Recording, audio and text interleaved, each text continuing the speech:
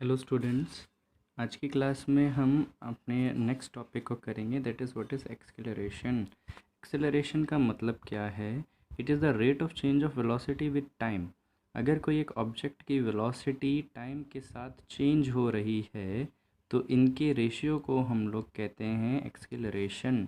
ठीक है, अब ज़रा यहाँ पे देखिएगा, इसे लिखा जाता है delta we upon delta T, change in velocity with change in time. ठीक, अब इसमें जो ये डेल्टा टी है ये क्या मतलब है? जैसे मान लो कि एक कार चालू हुई किसी जगह से और आपने उसे 2 सेकंड या 10 सेकंड के बाद उसको ऑब्ज़र्व करा। 10 सेकंड के समय आपने उसका ऑब्ज़र्वेशन शुरू किया और उसके बाद आपने 20 सेकंड तक उसे ऑब्ज़र्व करा। तो 10 से 20 सेकंड के बीच में, ओके, सो 10 से 20 सेकंड के बीच में उसको कितना टाइम लगा टोटल 10 सेकंड्स। तो इस 10 सेकंड में उसकी वेलोसिटी में जो चेंज होगा उसे हम क्या कहेंगे? एक्सेलरेशन।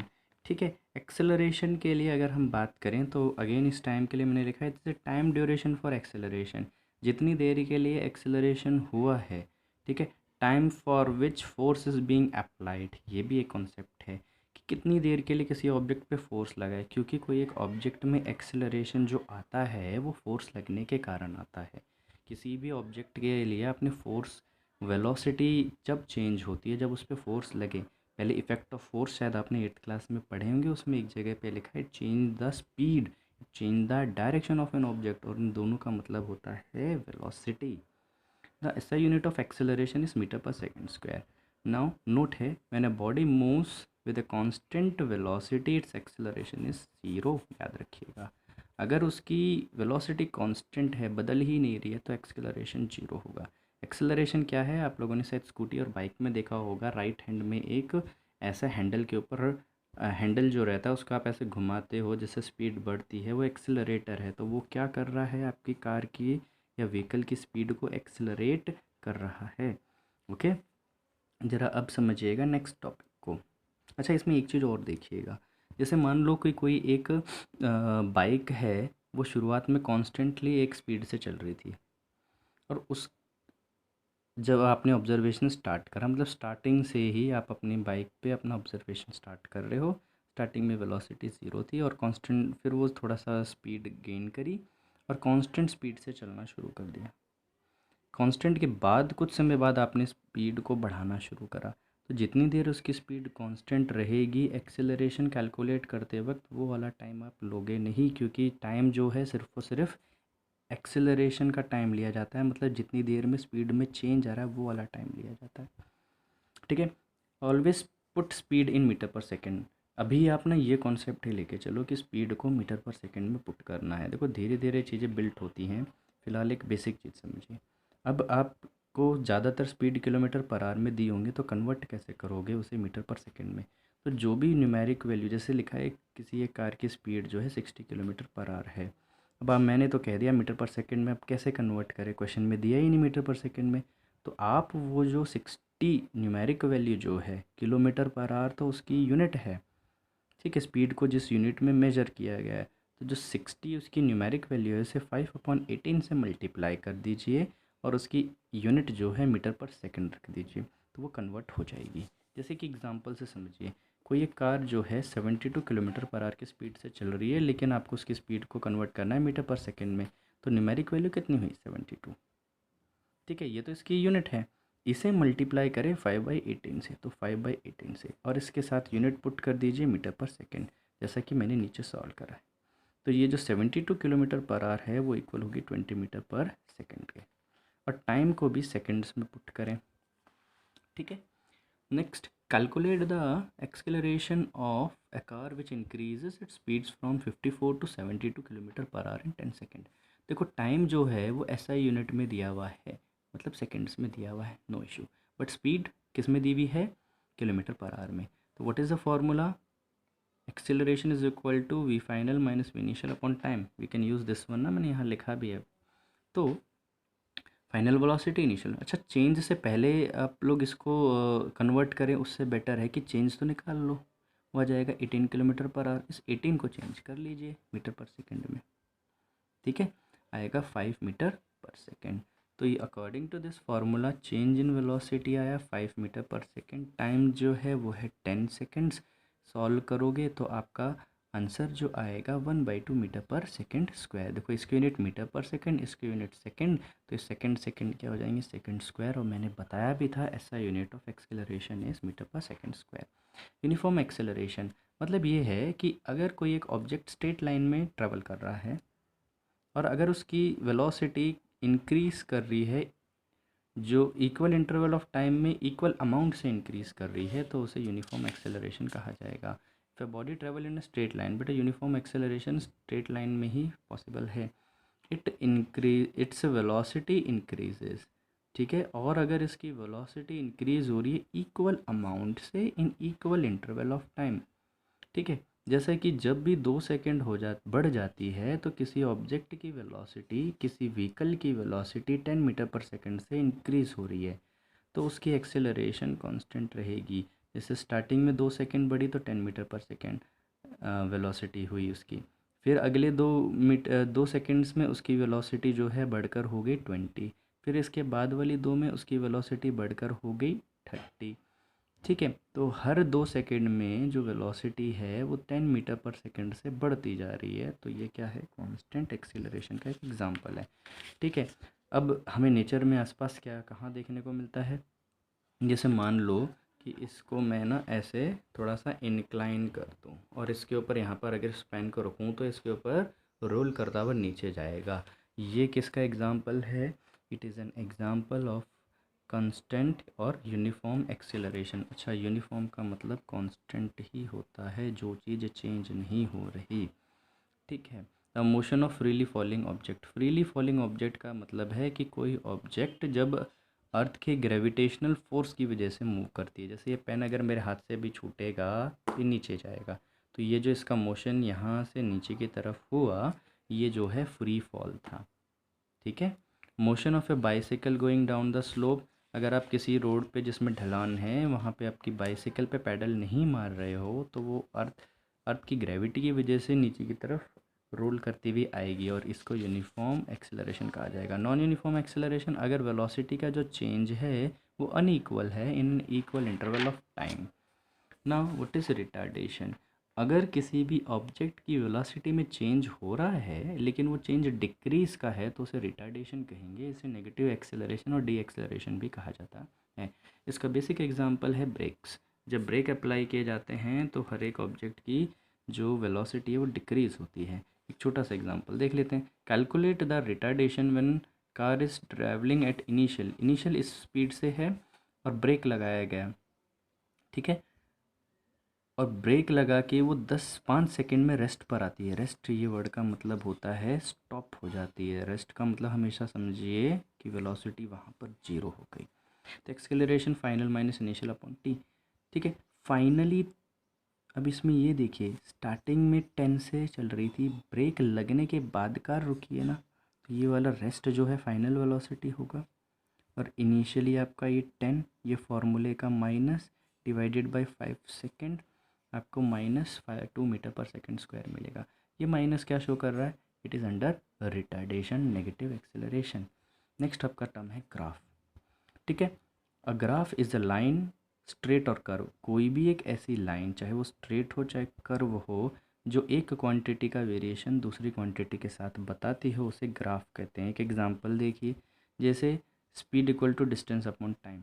आपको ना जो मैथ्स में ग्राफ पेपर जो बनाते थे, ग्राफ पेपर पे जो हम एक्स और वाई एक्सिस के बीच में लाइंस ड्रॉ करते हैं वो एक्चुअल में ग्राफ है। अगर हमें जो ग्राफ बनाने के लिए दे दिया जाए वो दे दिया जाए डिस्टेंस और टाइम के बीच में, तो ये भी क्या है, डिस्टेंस और टाइम को रिलेट करने वाला जो ये आपका ये लाइन बना है ये ग्राफ है। अगर इस लाइन की इक्वेशन लिख दी जाए ग्राफ होगा। जैसे मैं ऐसा लिख दूँ y is equal to 4x + 2, ठीक है। अब ये इक्वेशन जो है जब इसे ग्राफ पे बनाऊँगा तो कोई एक लाइन मिलेगी। तो ये जो इक्वेशन है ये क्या कर रही है, y और x को रिलेट कर रही है। तो यहाँ पर हम ऐसा भी तो ले सकते हैं, distance is equal to speed into time. Distance और टाइम को रिलेट करने वाला ये रिलेशन है, तो ये जो ग्राफ है ये डिस्टेंस और टाइम के बीच का रिलेशन को शो करेगा, ठीक है। अब एक दो टर्म समझनी है। स्लोप क्या है, देखो आप लोगों को वैसे तो हमारी ज़्यादा स्टार्टिंग में डीलिंग नहीं हुई है, नहीं तो मैं सबसे पहले आपको ट्रिग्नोमेट्री के कुछ चीज़ें समझाता। देखो आप लोगों ने राइट एंगल ट्रायंगल पढ़ा होगा मैथ्स के अंदर। तो जो एक राइट एंगल ट्रायंगल है वो कुछ इस तरीके का होता है। अब यहाँ पर तो 90 डिग्री। अब ये वाली जो हाइपोटेन्यूज है, यहाँ पर अगर थीटा, एक एंगल का नाम हम लोग सी की बजाय यहाँ ये वर्ड यूज़ कर रहे हैं, इसको बोला जाता है थीटा। ये वर्ड काफ़ी बार आप सुनोगे, एक जनरल टर्म है। थीटा इज़ ए सिंबल, एक सिंबल है जो हम लोग ट्रिग्नोमेट्री में मतलब राइट एंगल ट्रायंगल में यूज़ करते हैं। ठीक है, तो ये वाली जो साइड जिस पे थीटा भी लिखा है, जिस पे 90 भी है, उसे हम बेस कहते हैं। हाइपोटेन्यूज तो बहुत अलग से दिखाई देती है, और जो बची हुई साइड है वो परपेंडिकुलर, नहीं तो इसका दूसरा तरीका भी है। ठीक है, हाइपोटेन्यूज और इस वाली साइड के बीच में एंगल बन रहा है थीटा, तो ये जो अपोजिट में साइड है ये होगी परपेंडिकुलर। ठीक है, हाइपोटेन्यूज इसके साथ एंगल बना रही है, तो जिसके साथ एंगल नहीं बना रही है हाइपोटेन्यूज, जो आपने ये शो किया है ये वाला एंगल नहीं बन रहा है, वो परपेंडिकुलर। थीटा की अपोजिट में जो साइड है, अपोजिट में देखोगे तो परपेंडिकुलर ये है। जिन साइड पे दोनों एंगल बनते हैं वो बेस। हाइपोटेन्यूज तो अलग से समझ में आती है। तो एक चीज़ समझना, एक फॉर्मूला बता रहा हूँ, टेन थीटा। ठीक है, जिसे हम लोग ट्रिग्नोमेट्री करके टॉपिक है उसमें पढ़ेंगे। Tan theta is what? Tan theta is the ratio of perpendicular upon base. Perpendicular की जो लेंथ है, अगर उसे बेस की लेंथ से डिवाइड कर दें तो हमें जो मिलेगा वो होगा टेन थीटा, और इसी टेन थीटा को स्लोप कहा जाता है। ठीक है, tangent of angle made by the graphical line with the reference axis. अब ये रेफरेंस एक्सिस क्या है बेटा? देखो ये जो एंगल है इस लाइन ने, ये मान लो ये ग्राफ है, ग्राफ की लाइन है, इसने एंगल बनाया है इस बेस के साथ, तो जिससे एंगल को मेजर किया जाता है उसे रेफरेंस लाइन या रेफरेंस एक्सिस कहते हैं। What is a reference line और axis? From which angle is measured. ठीक है, from which angle is measured, from which angle is measured, जहाँ से एंगल को मेजर। नाउ कुछ इंपॉर्टेंट पॉइंट्स को देखिएगा। इन position time, displacement time, distance time graph, slope give speed. कुछ चीज़ें याद करनी है, समझाते हुए भी चलूँगा। देखो याद करना, समझ के समझिएगा ज़रा। देखो आपको ये जो ग्राफ दिया जाता है ना, एक्यूरेटली बात करें तो यहाँ पर कई बार आपको ये जो एस लिख देता है, इसको कहता है distance displacement, but actually it is a position. कि ये ओरिजिन है, किसी स्टार्टिंग में कोई एक ऑब्जेक्ट है, उसकी पोजीशन ए थी, फाइनली वो पहुंचा पोजीशन बी पे, तो उसने कितना डिस्टेंस ट्रेवल करा? चेंज इन पोजीशन डिस्टेंस है। ठीक है, अगर चेंज इन पोजीशन हमेशा पॉजिटिव ले रहे हो, वो अलग अलग, जैसे यहाँ के बाद वो यहाँ चला गया, यहाँ चला गया, सभी चेंज इन पोजीशन को अगर आप पॉजिटिवली ऐड करते हो तो डिस्टेंस मिलेगा, और अगर डायरेक्शन के हिसाब से उस पर साइन लगाते हैं तो डिस्प्लेसमेंट मिल जाएगा। ठीक है, या फिर इनिशियल और फाइनल पोजीशन के बीच का टोटल सेपरेशन देख लो, वो आपको डिस्प्लेसमेंट दे देगा। उसमें हमेशा फाइनल माइनस इनिशियल लोगे। अब ज़रा देखते हैं यहाँ पर कि ये कैसे, कि अगर आपका position time graph, distance time graph या डिस्प्लेसमेंट टाइम ग्राफ है, तो उसका स्लोप जो है वो स्पीड या वेलोसिटी को कैसे दे देगा, ये समझते हैं। बेटा ये है आपका ग्राफ। तो सबसे पहले हमें क्या है, रेफरेंस एक्सिस से एंगल देखना होगा, लेकिन ये रेफरेंस एक्सिस तो मैंने कहा आपके 9th के केस में या फिर 10th में भी टाइम ही रहेगी, तो इस टाइम के साथ तो टच ही नहीं कर रही, तो हम क्या इसके एक पैरेलल लाइन यहाँ से बना सकते हैं, मतलब कि इस ग्राफ को टच करे उस पॉइंट से टाइम के पैरेलल एक लाइन ड्रॉ कर लो।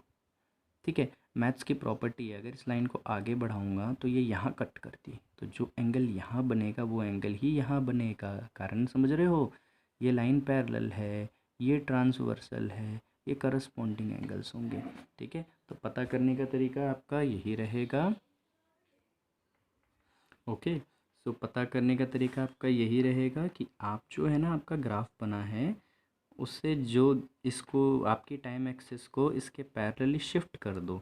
ठीक है, शिफ्टिंग का मतलब है ये आपकी लाइन है टाइम की, रेफरेंस एक्सिस ये है, ये ग्राफ इसे कट नहीं कर रहा, तो हमने इसके जो भी स्टार्टिंग पॉइंट है वहाँ से टाइम एक्सिस के पैरेलल एक लाइन ड्रॉ कर दी। तो अगर इसको आगे बढ़ाते हैं तो ये यहाँ पर जो एंगल बनाता है वही एंगल यहाँ बनेगा प्रॉपर्टी वाइज। तो आप प्रोसेस ही फॉलो करो जो मैं बता रहा हूँ। टाइम एक्सिस को इस जो ये ग्राफ को टच करते हुए एक पॉइंट मिलेगा, वहाँ से टाइम वाली एक्सिस के पैरेलल एक लाइन ड्रॉ कर लो, ये कहलाएगी आपकी बेस, क्योंकि हाइपोटेन्यूज इसके साथ एंगल बना रहा है। ठीक है, तो अब इस जो ग्राफ है उसका एक पॉइंट तो आपने टाइम एक्सिस से जोड़ दिया, ये वाला जो बचा हुआ पॉइंट है उससे एक ऐसी लाइन ड्रॉ करो जो इस वाली टाइम एक्सिस के ऊपर परपेंडिकुलर बन जाए, 90 डिग्री पे कट करे। तो हम ऐसे एक ड्रॉ करेंगे, तो इसके साथ 90 डिग्री पे बन गए, तो ये वाला जो ट्राइंगल है राइट एंगल ट्राइंगल बन गया। राइट एंगल ट्राइंगल अगर ये बन गया तो हम टेन थीटा लिखें, तो स्लोप जो है वो होता है tan theta perpendicular upon base, theta की अपोजिट साइड होती है परपेंडिकुलर। अब देखो ये है पोजीशन फाइनली, ये है पोजीशन इसकी इनिशियली, तो ये जो लेंथ है, ये वाली जो लेंथ है इसके बराबर होगी। तो ये क्या होगा, डेल्टा एस, डेल्टा मतलब चेंज इन पोजीशन के बराबर, और ए से लेके यहाँ तक की लेंथ कितने के बराबर होगी, जो यहाँ से यहाँ तक की लेंथ होगी। मतलब इस ग्राफ पे यहाँ पे कुछ नंबर लिखे हुए होंगे 1 2 3 4 5 6, तो जितना चेंज यहाँ पर दिखेगा वो लेंथ इसके बराबर होगी। तो ये लेंथ होगी डेल्टा एस, ये होगा डेल्टा टी। तो tan theta is delta S upon T. तो इस डेल्टा को तो एक बार आप ज़्यादा इग्नोर करके चलें, तो एस अपॉन टी क्या शो करता है, S is displacement, T is time velocity, या फिर अगर कहें डिस्टेंस अपॉन टाइम तो स्पीड। तो slope in case of position time graph represents the speed और velocity. Next one, velocity time graph. ठीक है, speed time graph, slope gives acceleration, इसको भी समझ लेते हैं। अब ये एरिया अंडर द ग्राफ है, ये दो चीज़ें। अब समझते हैं स्लोप कैसे एक्सेलरेशन देगा। तो अभी अभी थोड़ी देर पहले ना आज का टॉपिक स्टार्ट हुआ था, what is acceleration, change in velocity upon change in time. अब यहाँ ऑब्जर्व करते हैं ये वेलोसिटी और टाइम के बीच का ग्राफ। तो ये जो ग्राफ है टाइम एक्सिस को टच नहीं कर रहा, तो ग्राफ के स्टार्टिंग पॉइंट से टाइम एक्सिस के पैरेलल एक लाइन ड्रॉ कर लीजिए। टाइम एक्सिस को मैंने ऊपर की तरफ शिफ्ट कर दिया, एक तरीके से ही समझ लीजिए। तो इसके साथ यहाँ पर एंगल थीटा। अब इस लाइन की बात करें, जो ग्राफ है, ग्राफ का जो एक पॉइंट है वो तो टाइम एक्सिस को टच कर रहा है, तो दूसरे पॉइंट से इसे टच करने के लिए हम एक ऐसी लाइन ड्रॉ करेंगे जो इस टाइम एक्सिस पर परपेंडिकुलर हो। इससे क्या बनेगा, एक राइट एंगल ट्राइंगल बन जाएगा। स्लोप क्या होगा, tan theta perpendicular upon base. इस केस में ये जो है ये लेंथ ये परपेंडिकुलर है, ये किसके बराबर होगा, यहाँ पर क्या होगी फाइनली जो वेलोसिटी, इस पॉइंट पर क्या होगी इनिशियली जो वेलोसिटी। तो ये क्या है, यहाँ से लेके यहाँ तक वेलोसिटी के चेंज को रिप्रेजेंट करेगा डेल्टा वी। फिजिक्स में ये जो सिंबल है ट्राइंगल जैसा, ये होता है डेल्टा।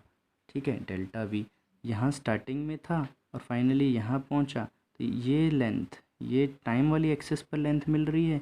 ठीक है, तो ये change in length delta T, delta we upon delta T acceleration. अब समझते हैं area under the graph will give distance और डिस्प्लेसमेंट। ये कैसे बेटा, रट लेना इसे। India area between the graph and time axis, ये ग्राफ है और ये टाइम एक्सिस है, इसके बीच में जो एरिया बनेगा। अब बीच में एरिया का मतलब क्या है, ये जो ग्राफ की लाइन है ना, इसे एरिया तो जब बनेगा जब ये टाइम एक्सिस के साथ कनेक्ट होगा। तो आप इस ग्राफ के इनिशियल पॉइंट से एक ऐसी लाइन ड्रॉ करो जो टाइम एक्सिस के ऊपर परपेंडिकुलर हो, और जो इसका एंड पॉइंट है ग्राफ का उससे भी एक ऐसी लाइन ड्रॉ करो जो टाइम एक्सिस को ऊपर परपेंडिकुलर हो। अगर ये दोनों आपस में परपेंडिकुलर होंगे इस टाइम एक्सिस पे, तो देखिए ये यहाँ 90 है तो ये इस तरफ भी 90 होगा। तो समझिए ये दो लाइन हैं और ये ट्रांसवर्सल है, ये 90 ये 90, दोनों एंगल इक्वल है, इसका मतलब ये दोनों एक दूसरे के पैरेलल होंगी। ठीक है, अगर ये एक दूसरे के पैरेलल है तो ए बी और ये पूरा जो फिगर है ये ट्रेपीजियम बन जाता है। ठीक है, इसे दो तरीके से कर सकते हैं, या तो इसे दो टुकड़ों में तोड़ लो, ऊपर वाला एरिया ऑफ ट्रायंगल प्लस नीचे वाला एरिया ऑफ रेक्टेंगल, नहीं तो सीधा एरिया ऑफ ट्रेपीजियम का फॉर्मूला लगा, वो होता है हाफ सम ऑफ, ये पैरेलल का सिंबल है, पैरेलल साइड ये वाली और ये वाली साइड। यहाँ ए पर वेलोसिटी u थी और बी पर जब पहुँचा तो वेलोसिटी v थी। ठीक है, ये v पूरी की पूरी लेंथ के बराबर है, मतलब ये जो लेंथ है ये कितने के बराबर है यहाँ तक, तो ये फाइनल वेलोसिटी के बराबर, ये जो लेंथ है इनिशियल वेलोसिटी के बराबर। इधर पे फॉर्मूले में हमने पैरेलल साइड्स की लेंथ को रख दिया, मल्टीप्लाई बाय इन दोनों पैरेलल साइड्स के बीच का डिस्टेंस कितना है, यहाँ पे टाइम t1 था, यहाँ पे t2 था, तो t2 माइनस t1 को हम डेल्टा t लिख देते हैं, तो डेल्टा t ये चीज़ आपका डिस्प्लेसमेंट देगी। ठीक है, क्योंकि देखो वेलोसिटी वेलोसिटी दोनों का एडिशन एक वेलोसिटी ही तो देगा। टाइम टाइम होगा तो वेलोसिटी इनटू टाइम, डिस्प्लेसमेंट अगर उससे ना समझ में आया तो यूनिट रख लीजिए। वेलोसिटी की यूनिट क्या होती है, मीटर पर सेकेंड। टाइम की यूनिट क्या होती है, सेकेंड। सेकेंड से सेकेंड कटा, यूनिट क्या बचा, मीटर। मीटर किसकी यूनिट होती है, या तो डिस्टेंस या फिर डिस्प्लेसमेंट।